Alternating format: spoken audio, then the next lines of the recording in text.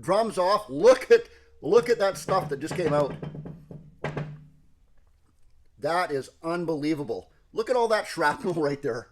All that shrapnel right there used to look like this. A brand new needle bearing. That's your clutch drum needle bearing right there. What could we have done to stop that from ever happening in the first place? It's general maintenance on a chainsaw. I'll show you a little trick here. Not all chainsaws do this. You're going to see right in the end of that crankshaft right there, there's going to be a little divot right there, right in the center.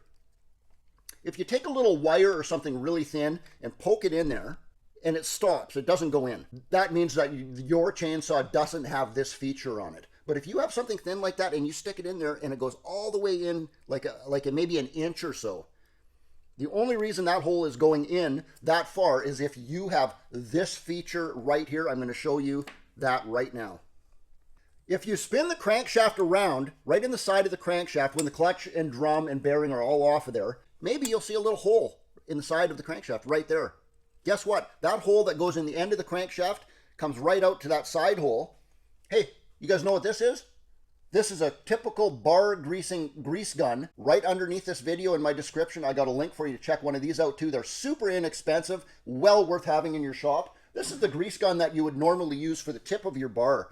You got not all chainsaws have this again, but some have this little grease hole right here in the tip of the bar. That's what that tool's for. You just pump that in there like that and it squirts grease into the bearing in that tip right there. It's the same tool that you use for preventive maintenance on this drum bearing like we just saw here. Watch this. You take that same grease gun, you put it in here and you squirt it in here. Look at this. Watch what happens. Boom. You see how the grease comes right out the side? That grease comes out that side hole right where your needle bearing is, so you can keep that thing greased and keep it from exploding, drying out, and seizing up on your engine like this one did. Man, I think I'm done for today.